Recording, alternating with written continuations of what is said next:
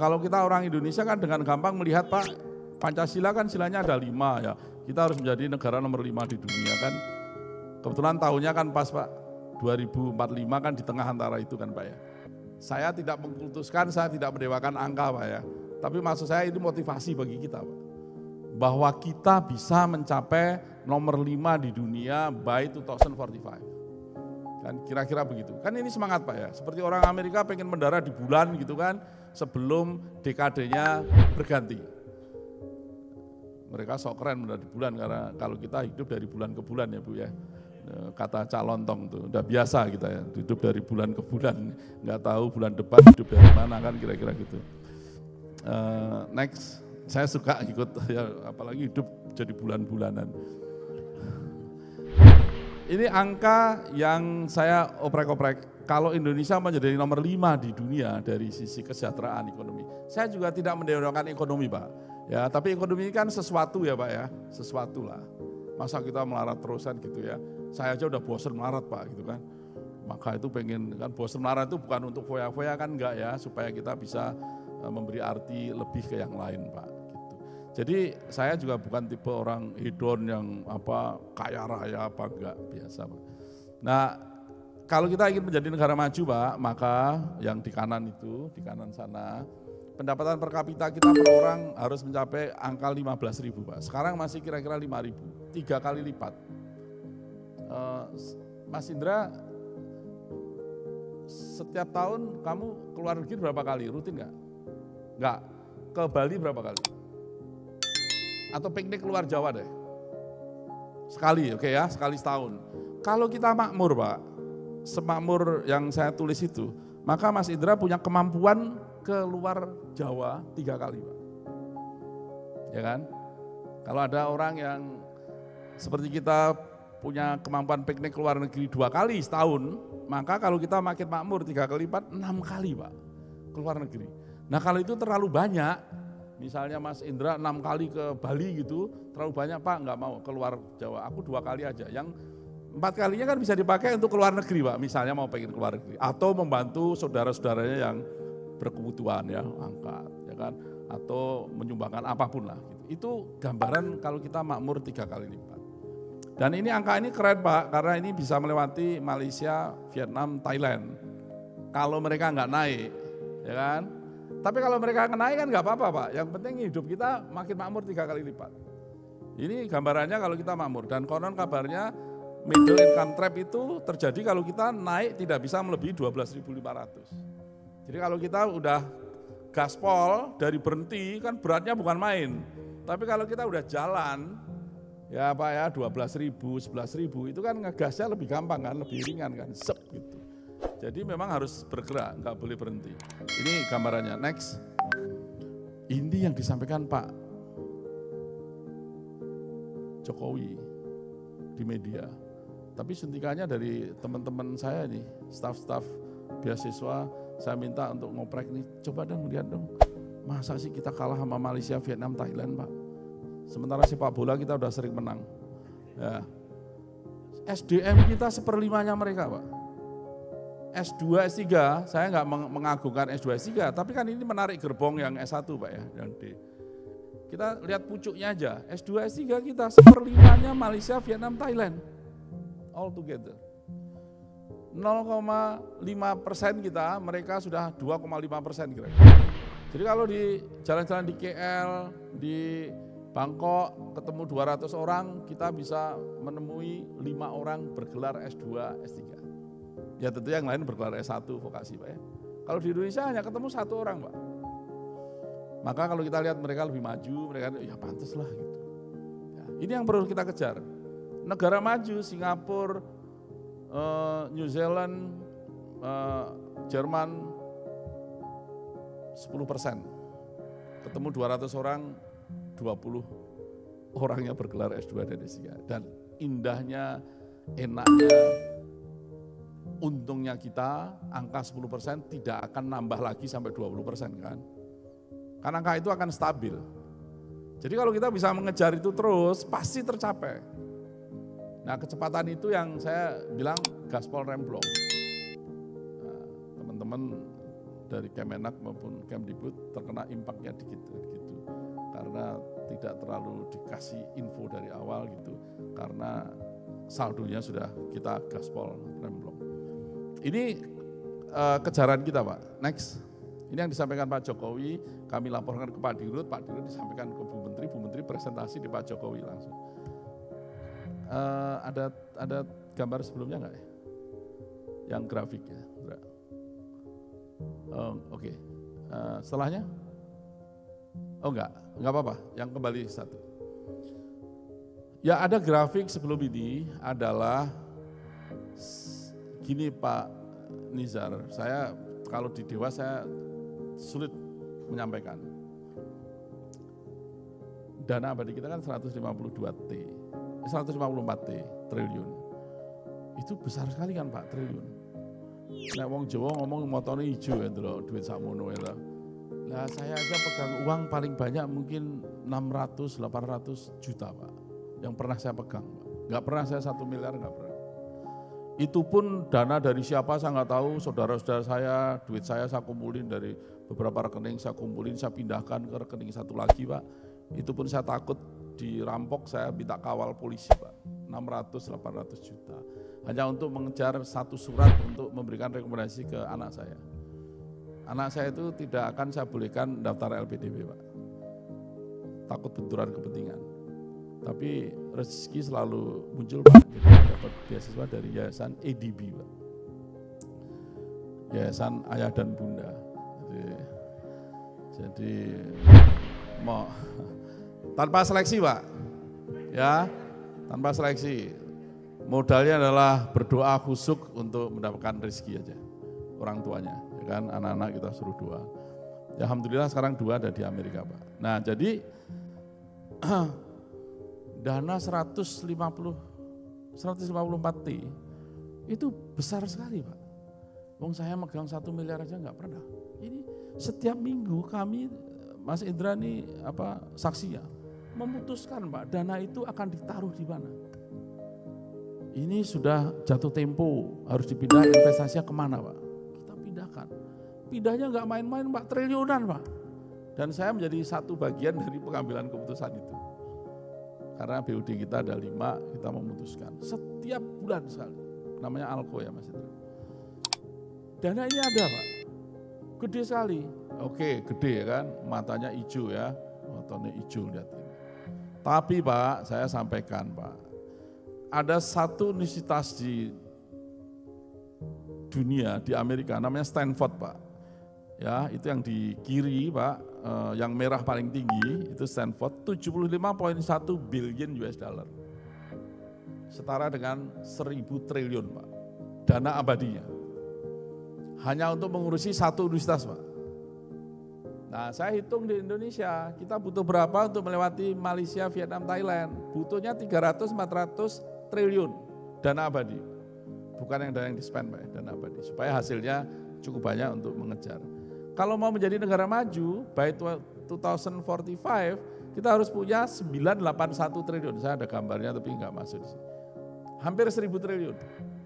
Untuk mengurusi Sabang sampai Merauke, Miangas sampai Rote Pak. Ini hanya mengurusi satu universitas. Jadi saya ingin sampaikan ke Prof. Nizar, 154 ini kecil. Maka itu saya sampaikan, yang daftar 40.000 Mbak, yang bisa diterima kurang dari 10.000. Yang 30.000 orang-orang keren. Jadi kalau Mbak siapa Mbak? Mbak Vina misalnya tahu terima kasih ke saya gitu kan, oh, Bapak yang tanda tangan, Bapak menerima saya, padahal kan ini prosesnya lurus ya Pak ya. Tapi kan selalu terima kasih Bapak yang tanda tangan. Tapi dalam hati saya nangis. Ada 3 kali seperti Vina yang saya tanda tangan juga Pak, tapi statusnya tidak lulus. Gak pernah komplain ke saya kan gitu kan, gak takut dia kalau daftar lagi tak mengganti padahal kan. Jadi saya sedih Pak, karena ini orang-orang keren, yang daftar pun keren karena IP-nya sudah masuk Pak ya, TOEFL-nya sudah keren dan menyatakan ingin mengabdi ke bangsa ini dengan esainya ya Pak ya. Ada esai yang dibuatkan. Jadi kalau saya punya dana lebih, Indonesia punya dana lebih, wah sekolahkan semua aja, nggak perlu seleksi ya, paling administrasi kan gitu kan. Jangan sampai TOEFL-nya palsu segala macam kan. Jadi bangsa ini masih jauh Pak, untuk mengejar, tapi bersyukur Pak, zaman saya mencari beasiswa kan sulitnya bukan main. Ini udah ada 3.000-an sebelum pandemi. Nah nanti angkanya bisa kita lihat. Yang gaya Semarangnya gaspol remblong Pak. Next.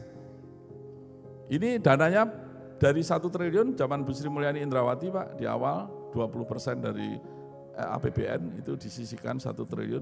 Meningkat dalam 4 tahun terakhir Pak. Terjadi peningkatan luar biasa. Saya masuk itu tahun 2020 51 triliun dananya. Sekarang 154 triliun. 3 kali lipat.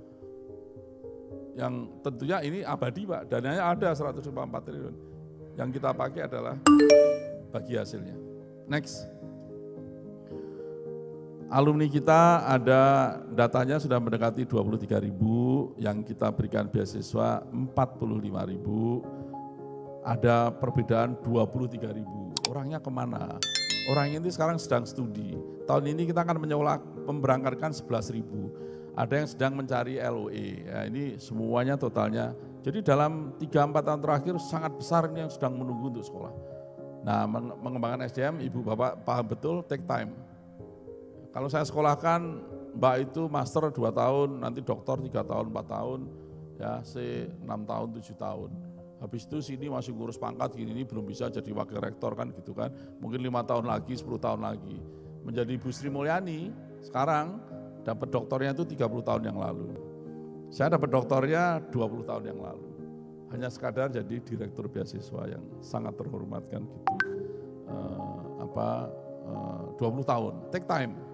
Jadi yang kita sekolahkan sekarang itu hasilnya nanti 5 tahun, 10 tahun lagi. Tapi kalau nggak kita mulai sekarang nggak akan ada itu hasilnya kan kira-kira gitu, harus gaspol. Ini kira-kira gambaran kita, mayoritas masih di akademisi, peneliti 45%, tentunya sektor publik, sektor swasta kita perkuat semuanya. Next.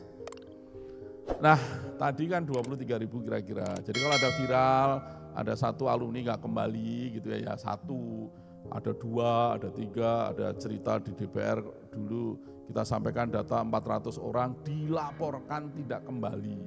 Tapi sejak LPDP berdiri 2012, kan ada laporan terus masuk nih nggak kembali gitu kan. Dikumulatifkan totalnya 413 dulu yang kita laporkan yang tahun lalu. Tapi kan udah diproses semua. Pada akhirnya yang kita TGR itu tuntutan ganti rugi, dia membayar, itu hanya 4 orang Pak dan sudah lunas semua Pak, mengembalikan. Jadi kalau kita lihat 23.000, ada 4 orang yang nakal-nakal dan sudah lunas, mungkin dianggap nggak nakal lagi gitu kan. Kecil sekali. Gitu, tapi sekecil apapun kita kejar. Ya rapat semalam kan saya juga sampaikan juga gitu. Jadi angkanya kita paham, tapi paham sensitivitas di publik paham gitu kan. Ini dana negara nggak pulang gitu kan gitu. Ya, tapi kan selalu ada seperti itu kan. Tapi yang kita kejar, tetap kita kejar. Kita kerjasama dengan imigrasi sekarang. Nah ini sejak 2021 kami bekerja sama dengan Prof. Nisar di 2022. Itu agama, Kementerian Agama yang hijau itu memberikan impact yang luar biasa.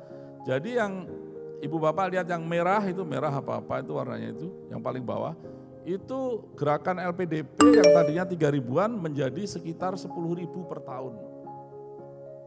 Itu 3 kali lipat. Kalau ditambah programnya Kemdikbudristek dan Kemenak itu 13.000, 4 kali lipat. S2, S3 saja.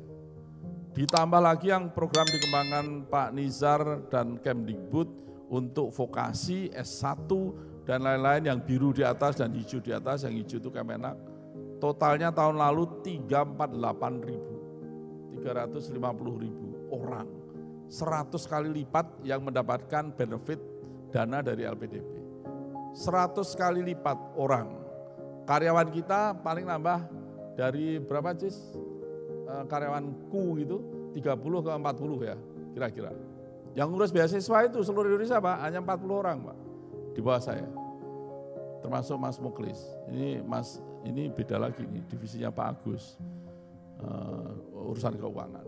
Jadi kalau Ibu Bapak ada viral, dananya nggak nyampe segala macam untuk kolaborasi.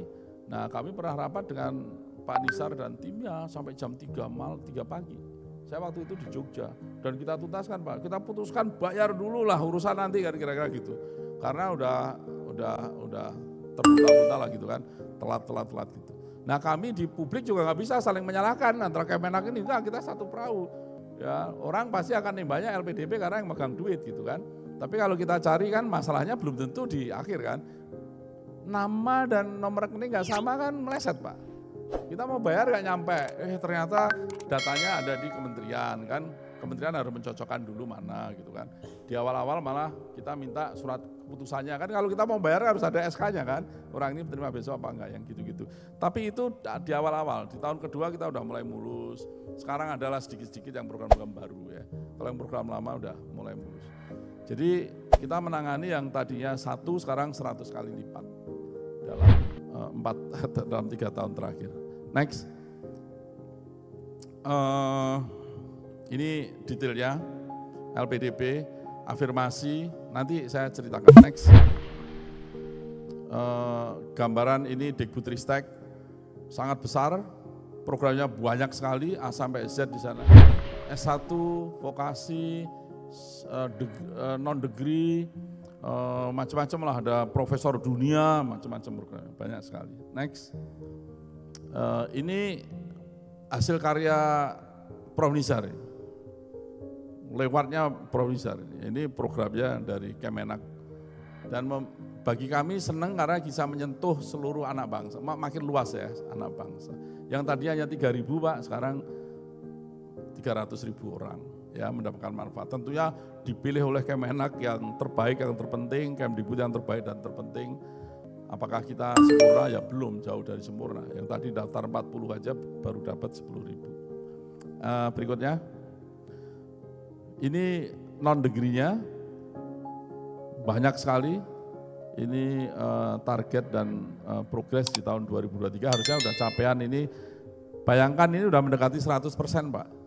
Di tahun pertama kira-kira 60-70% ya Prof. Nizar. Tapi dengan kerjasama kita yang akrab di bawah di sisi teknis, maka kira-kira tahun 2023 100% capaiannya dari yang direncanakan. Kemenak dan juga Kemdikbud itu 98%, sudah mendekati sempurna. Gitu. Next. Ini yang tadi Pak, kami kadang-kadang saya gaspol remblong Pak, tapi hanya dari si talenta orangnya. Orang ini kan harus terlibat dalam ekosistem menciptakan inovasi. Inovasi itu bisa riset, bisa ke industri. Nah ini yang kami terus dorong Pak, agar kami dengan BRIN juga bisa akrab, dengan Dikbud, dengan perguruan tinggi akrab, kemudian bisa menciptakan inovasi baik untuk industri maupun untuk sektor publik. Karena sektor publik kalau kita bicara semalam ya Pak Nizar, APH gitu kan masih memprihatinkan ya. Penegakan hukum di kita kan masih harus. Pelayanan publik kan juga masih harus terus dorong. Dan itu mengukurnya nggak mudah Pak. Kalau industri mudah Pak ya. Saya membuat program lulusannya diterima oleh perusahaan dengan gaji yang master 15 juta, 20 juta, itu sudah nilai tambah yang besar Pak. Gampang ngukurnya. Tapi kalau publik Pak ya, mendidik polisi, jaksa gitu, gimana ngukur ya? Kalau itu efektif memberikan impact. Apakah pelayanan publiknya sederhana, makin sederhana? Kalau bisa sederhana kenapa harus dipersulit ya Pak ya? Kalau bisa mudah kenapa harus dipersulit kan gitu. Biasanya kan kalau bisa sulit kenapa harus dipermudah gitu kan. Penegakan hukum Pak, keadilan kan juga masih cukup memprihatinkan, korupsi ya. Dan teman-temannya juga masih. Ini ngukurnya sulit Pak, kita didik gimana caranya? Kalau industri lebih mudah kan Pak ya?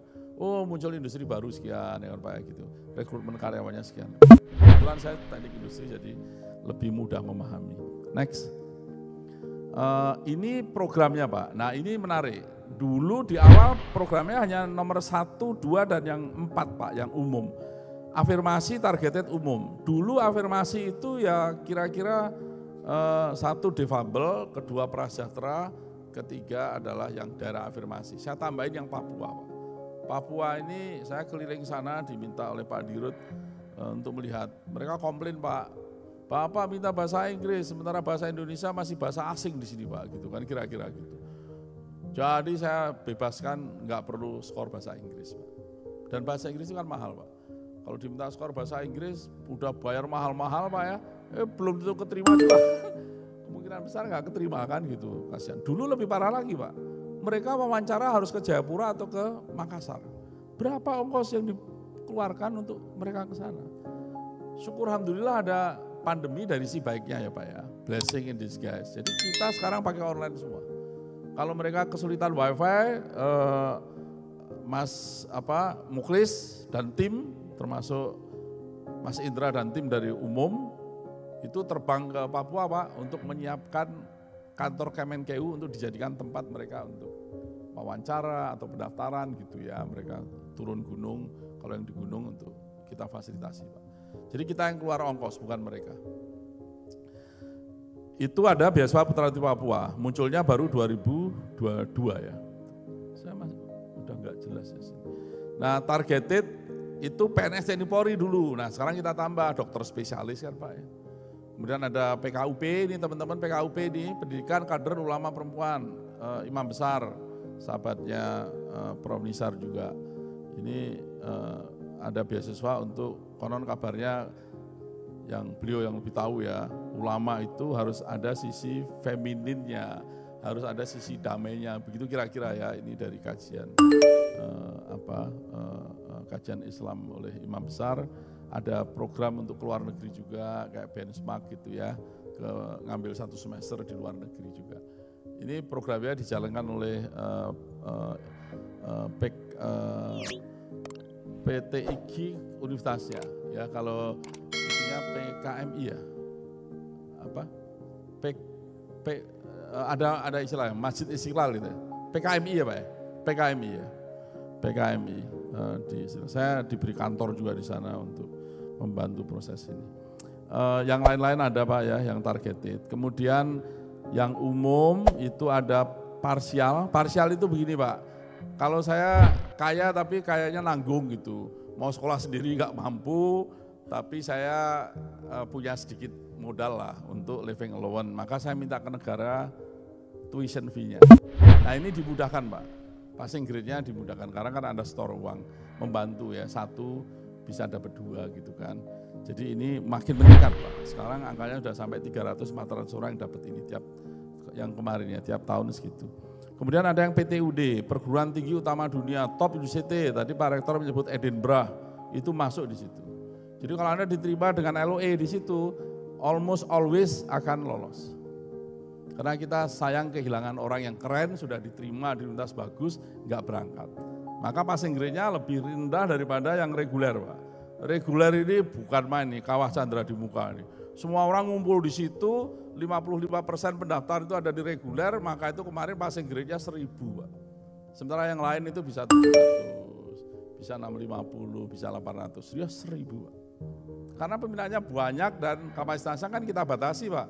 Walaupun pendaftaran 53% kan kita nggak bisa memberikan kuota 53% karena akan mengurangi untuk yang afirmasi maupun yang target. Jadi kita batasi Pak, sehingga biarlah mereka kompetisi. Kalau nggak dapat mungkin ada kemampuan juga mereka, mungkin ya sebagian sekolah sendiri dengan kemampuan dia sendiri.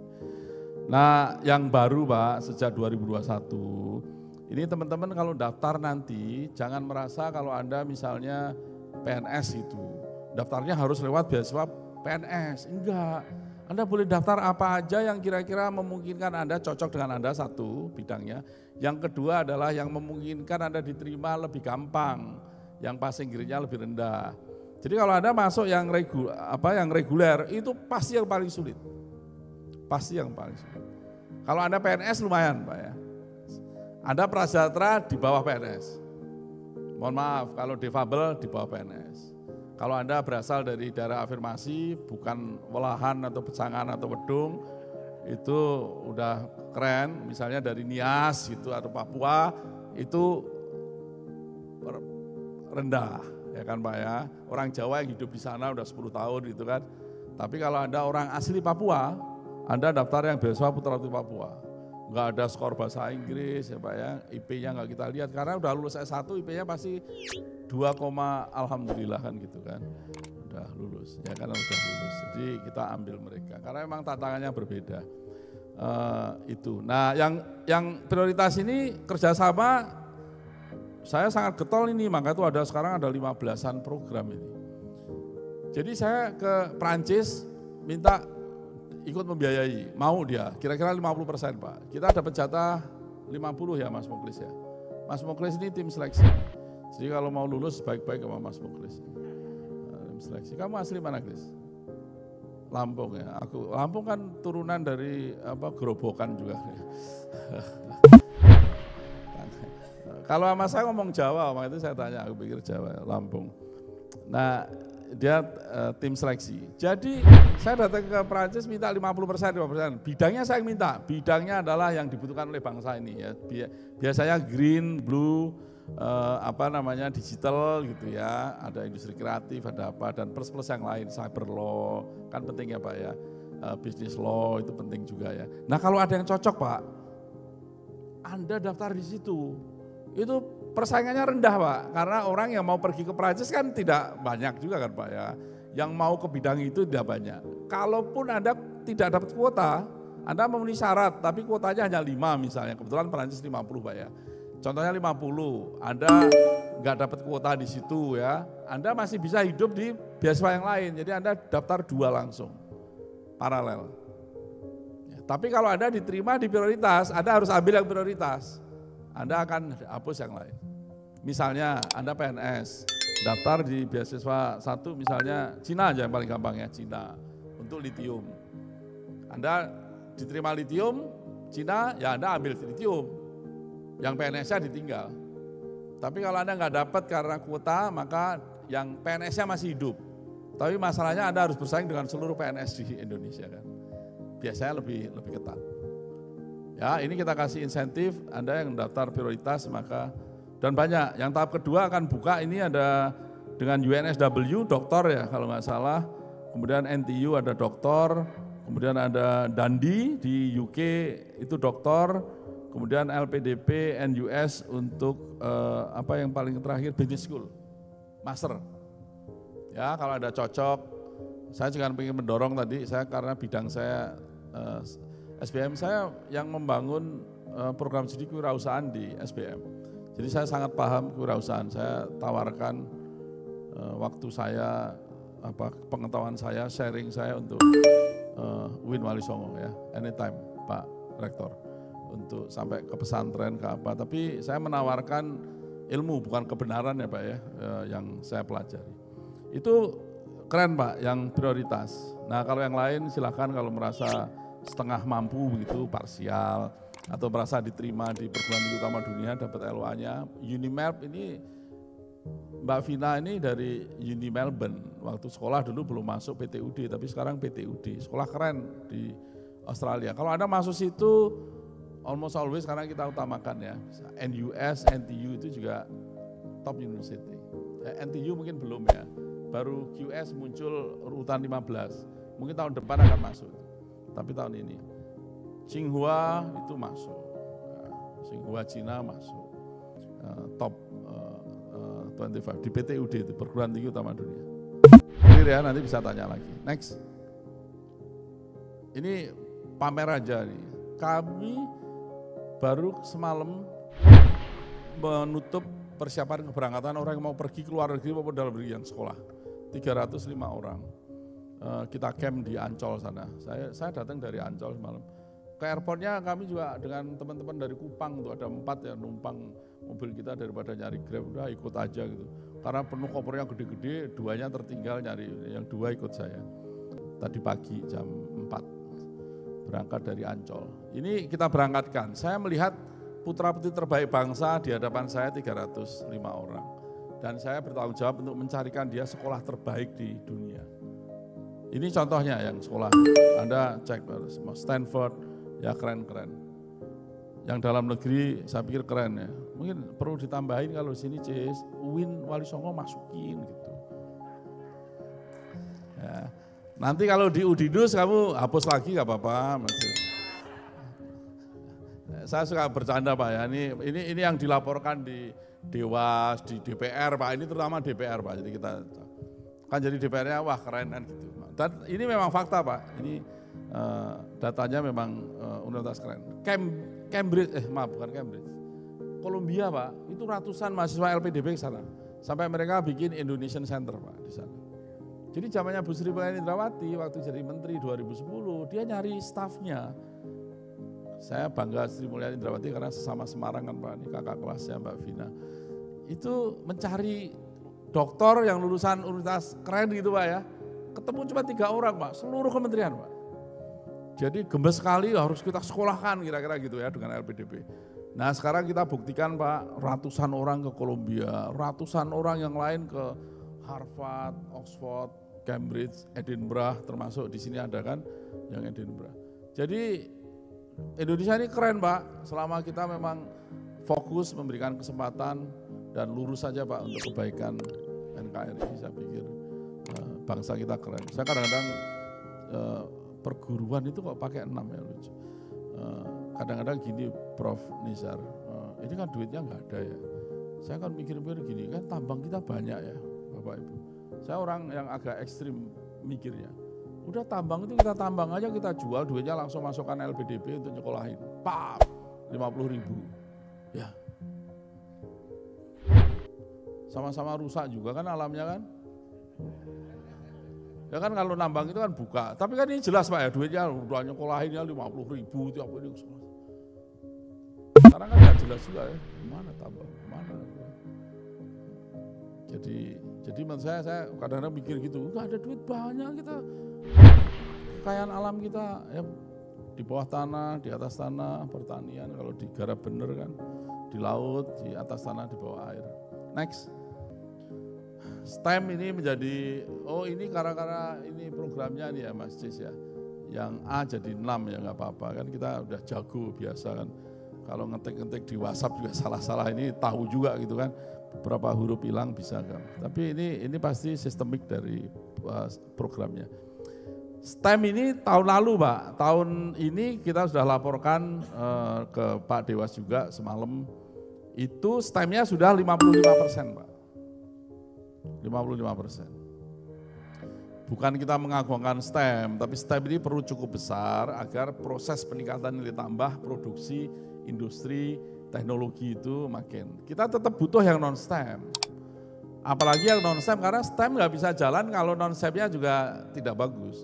Policy-nya nggak bagus kan mati Pak ya, aturan hukumnya nggak bagus, penegakan hukumnya nggak bagus kan, jeblok juga di STEM-nya. Jadi kita nggak akan menutup itu, tapi proporsinya kita geser. Kalau dulu orang-orang banyak SOS yang tidak create value langsung gitu ya, kita kurangi karena keseimbangannya mungkin nanti Pak Dirut semalam menyatakan berapa Pak? 60 apa 70%? 5 tahun lagi Pak 70% katanya.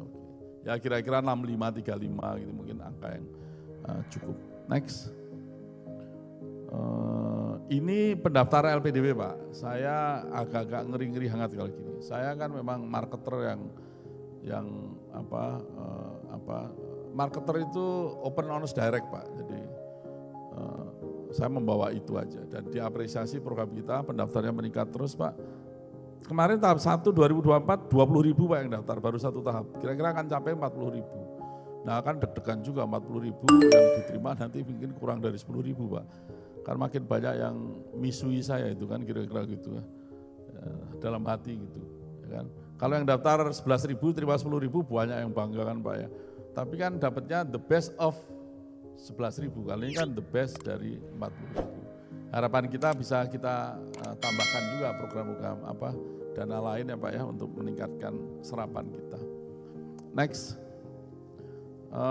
Ini yang tadi beasiswa kerjasama prioritas saya sudah sampaikan untuk tahun 2024 banyak yang baru-baru. Ini USTB ini Beijing Pak untuk metalurgi. Kemudian CSU Central South University ini di Changsha kalau nggak salah di Cina juga. Ilmunya sudah mulai yang SOS Pak. Yang tadinya kan metalurgi dan material science untuk lithium, untuk smelter Pak. Tapi kan harus ada orang yang ngurusin ekonominya, ngurusin gimana dagangnya, negosiasinya untuk logam-logam yang non-besi. Jadi kita sosnya juga masuk Pak, jadi bukan artinya harus STEM semua, enggak. Ada beasiswa doktor untuk dari BRIN ini, dari talenta dan riset, ini pendaftarnya sedikit, terimanya sedikit, ada 100 posisi, yang terima 3 Pak, karena syaratnya ketat oleh BRIN yang semoga yang kedua ini bisa dapat lebih banyak. Tidak harus orang BRIN maksud saya. Ini orang-orang dosen-dosen kalau mau doktor di sini bisa S2 langsung S3 ada di sini. Tapi harus memenuhi syarat yang cukup ketat yang disampaikan oleh BRIN. Bidangnya apa? Bidangnya biodiversity, universitasnya udah ada semua. Deep sea, laut dalam, nuklir, dan aerospace. Ya, bidang yang diminati oleh menjadi prioritas dari BRIN. Next. Ini seleksi kami, kalau mau cerita panjangnya gini, kami ingin melihat calon-calon ini yang idolanya adalah, tipikalnya adalah seperti Bung Karno dan Bung Hatta. Yang gampang dicerna ya Pak ya, pasti banyak pahlawan yang lain. Itu dua orang ini kan berbeda dari sisi satu sekolah di luar negeri, satu di dalam negeri. Tapi dua-duanya global Pak ya, global player ini. Dua-duanya cinta tanah air, dua-duanya adalah problem solver, ingin sangat percaya diri, ingin memajukan bangsa ini. Itu yang kita cari dari calon-calon kita Pak. Satu dia muda pasti ya, kan dua-duanya anak muda. Muda itu kan relatif tergantung beasiswanya. Kemudian terdidik ya, dua-duanya terdidik, satu di ITB, satu di Belanda, orang-orang keren. Yang ketiga adalah cinta tanah air. Yang keempat wawasan global, maka itu bahasa Inggris menjadi penting. Tapi saya juga berpikir ke depan mungkin kalau orang sekolah di Cina dan pakai bahasa Cina, apakah perlu skor TOEFL gitu kan. Tapi sekarang masih perlu karena program-programnya masih pakai bahasa Inggris. Tapi skornya kan kita bisa negosiasikan, apa setinggi itu kalau untuk negara-negara itu ya, kita membuatnya make sense lah. Itu baru 4 ya, cinta tanah air ya. Karena pada zaman dulu pun kemerdekaan banyak juga yang pengkhianat bangsa kan Pak ya, para intelektual itu. Sekarang pun kan banyak ya, yang tidak mencerahkan tapi menjerumuskan bangsa ini. Jadi kita ingin Anda harus betul-betul mencerahkan, menyalakan lilin untuk menerangi itu kira-kira. Yang kelima kita ingin calonnya adalah yang problem solver Pak, bukan problem maker. Orang yang bisa percaya diri, selalu ingin berprestasi, pantang menyerah, berani bisa memutuskan, memecahkan masalah. Bukan create new problems itu. Jadi ini dilakukan dengan administrasi, seleksi bakat skolastik itu seperti TPA, dan terakhir itu substansi. Substansi itu ada beberapa penilaian, satu CV Anda dinilai. Kalau dulu hanya interview aja, sementara interview itu kan sampling hanya 50 menit Pak. Kemudian menentukan hidup kamu, sementara hidup kamu sebelumnya nggak pernah dinilai, maka CV kita nilai. Esai kamu, keinginan masa depan kamu kita nilai. Jadi masa lalu, masa depan dinilai, sama masa kini ya wawancara Pak ya. Satu lagi adalah kebangsaan, ini NKRI, ini kerjasama dengan lembaga negara untuk melihat tidak boleh menceng ke kanan, menceng ke kiri, nggak boleh, harus lurus pada kemajuan bangsa. Kita sayang kalau kita harus tercerai-berai lagi gara-gara mungkin suatu daerah merdeka gitu kan Pak ya, atau bikin negara yang lain gitu. Kita ingin lurus. Karena kalau kita memajukan bangsa ini, kalau kebetulan saya Muslim, yang mendapatkan keuntungan terbesar juga kaum Muslim kan. Kalau bangsa ini maju ya, mayoritas kan tetap kaum Muslim. Ini prosesnya itu Pak. Tapi kalau Anda punya LOE maka Anda tidak perlu ikut seleksi bakat skolastik. Sudah diterima di universitas, ngapain kita cek lagi akademiknya, kan udah dijamin gitu. Yang kita cek tadi yang wawancara sama administrasinya itu ngecek. Nah administrasi ini hati-hati, hitam putih ini. Ada nggak pakai metre gitu ya pasti coret ya. Tanda tangannya nggak ada, coret kalau ada surat pernyataan gitu kan. Pak ini kan nggak penting Pak gitu kan ya, tapi ada di peraturan gitu. Begitu kita bolehkan nanti nggak fair sama yang tertib kan, yang semuanya dikerjakan dengan benar. Jadi kita hitam putih aja ini. Ini Mas Muklis nih yang sering. Baik, ini kelihatannya terakhir nih, Pak Muklis. Next, ini yang tadi udah saya ceritakan bonus. Next, jadwal seleksi sampai 18 Juli. Kalau ada yang berkenan Anda mendaftar, silakan daftar, jangan mepet-mepet. Nanti Anda bisa tanya-tanya ke saya atau ke tim saya untuk ngecek Pak kira-kira ini udah administrasinya udah oke apa enggak gitu kan bisa tanya. Pesan saya jangan pernah Anda melakukan kecurangan. Ya, nilai TOEFL diorek-orek diganti kan 5 jadi 6 gitu. Ya, itu ada Pak terjadi, dan kita selalu nangkep karena kita kerjasama sama sumbernya Pak, sama yang pelaksananya. Jadi terutama itu ya. Anda bisa kuliah nanti di awal tahun 2025 karena kita umumkan 7 November. Berikutnya, ini jangan ragu ya, jangan ragu. Karena tadi disampaikan kita nambahin juga yang di Cina Pak, karena Cina itu bayar tahun kedua, tahun ketiga, sementara kita bayar tahun pertama. Living allowance-nya, biaya hidupnya lebih tinggi daripada Cina. Mereka teriak, dulu dapat sekian kok tahun keduanya dapat rendah gitu kayak kita top apa, kita tambahin. Jadi mungkin mereka biasa lebih prihatin dari kita Pak. Karena orang Cina ngasihnya lebih rendah. Tadi yang disampaikan Pak Rektor. Untuk yang dokter, dana pendukung untuk suami atau istrinya kita berikan, anaknya 1 kita berikan, kalau anak 2 ya ditanggung 1 gitu ya, 20% kalau nggak salah. Kemudian yang berkebutuhan khusus kita bisa sediakan pendamping untuk yang difabel, jadi kita cukup generous. Next, ini sangat detail. Per program studi dan PDF-nya ada. Saya nggak akan menerangkan, saya cukupkan di sini. Nanti ini bisa diminta, mungkin sudah disebar, saya nggak tahu. Saya membuka tanya jawab, kalau ada pertanyaan, saya silakan Anda untuk mendaftar segera. Nanti saya kasih kiat-kiatnya. Nanti kalau udah lulus, nanti Pak Rektor bikin acara lagi untuk yang sudah lulus administrasi, persiapan tes bakat skolastik. Saya dengan senang hati kesini lagi untuk nyari lumpia atau apa kan. Jadi selalu banyak ini hiburan saya di sini. Baik, Pak Rektor, rekan-rekan semua, Pak Agus, terima kasih. Assalamualaikum warahmatullahi wabarakatuh.